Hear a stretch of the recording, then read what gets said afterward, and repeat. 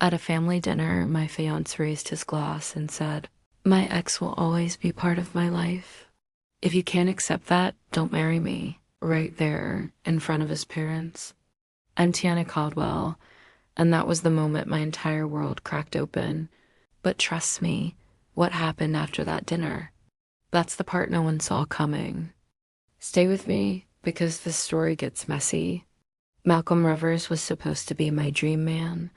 Charming, successful, the kind of guy who could make a whole room light up just by smiling. We'd been together for 2 years.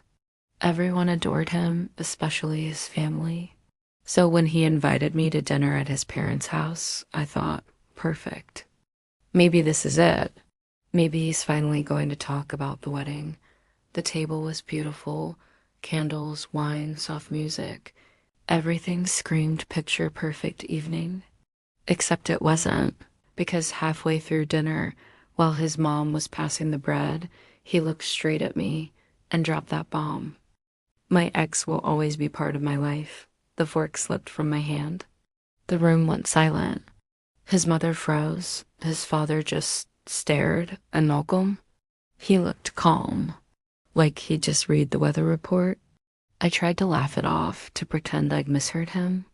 But then he said, "You can't erase history, Tiana. Serena was there before anyone else." Serena. The name hit me like a gut punch. I'd heard it before, whispered, casual, but always with a weird tension.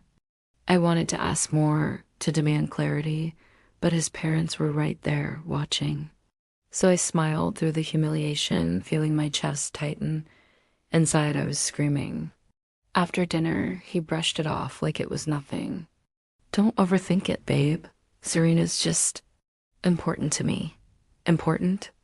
I was his fiancée. What was I then? Optional?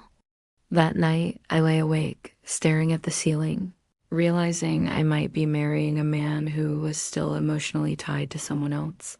The thing is, Malcolm had always been perfect. Too perfect. He remembered every detail, my favorite coffee, my dream vacation, even the color of the dress I wore on our second date. He was attentive, kind, the kind of man you tell your mom about. So when I noticed how he avoided talking about his ex, I ignored it. Everyone has a past, right? But then I met her, Serena Vaughn. It was at a small get-together with friends. She walked in like she owned the place, confident, stylish, and instantly the center of attention. When Malcolm introduced us, she smiled, but her eyes said something else, a challenge. And then, in a low voice, she whispered, "He'll always come back to me." "You'll see." I froze. I wanted to laugh it off, but the look in her eyes said she wasn't joking. After that night, things started to shift. Malcolm was suddenly busy, working late, taking calls in the other room. One night, I found his phone on the counter, messages open. Curiosity got the better of me, and there it was. Texts from Serena, flirty emojis, inside jokes. Late night, miss you messages. I felt my stomach drop. He was comparing me to her, right there in his texts. "Tiana reminds me of you sometimes. She doesn't get me like you do." I wanted to scream. But instead, I put the phone down and acted normal. Because I knew I couldn't just react. I had to plan. That was the night I stopped being the heartbroken fiancée and started becoming the woman who would take him down on his own stage.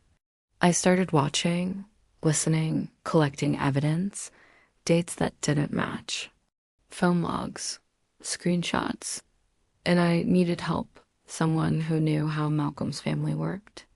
That's when I reached out to his cousin, Jalen.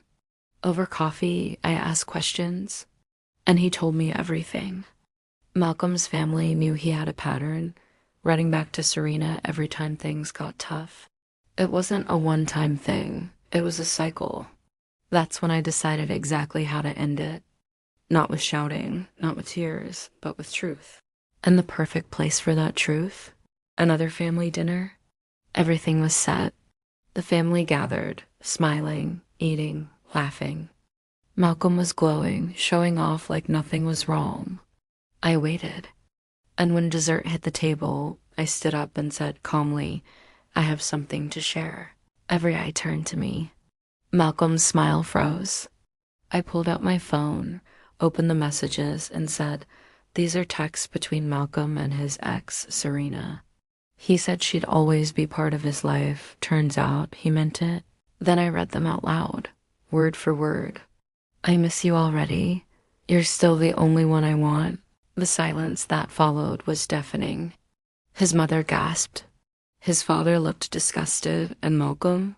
He went pale, like the life had drained out of him. Serena, who happened to be there, smirked like she was proud of it, until Malcolm's family turned their looks on her. That's when I said it, this engagement is over, and I walked out, calm, unshaken, done. After that night, everything collapsed for Malcolm. His family stopped defending him. His reputation gone. Even Serena couldn't save him.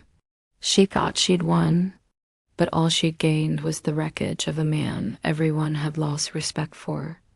Meanwhile, I blocked his number, his socials, everything. I wasn't angry anymore, just free. Months later, I met Jalen and his girlfriend for dinner. We laughed, relaxed, and for the first time, I felt light again. I realized something that night. It's refusing to let them keep destroying yours. The best revenge isn't destroying someone else's life. So tell me, what would you have done in my place? Would you walk away or stay and fight for love that was already gone? Let me know in the comments, and don't forget to subscribe for more true stories like this one.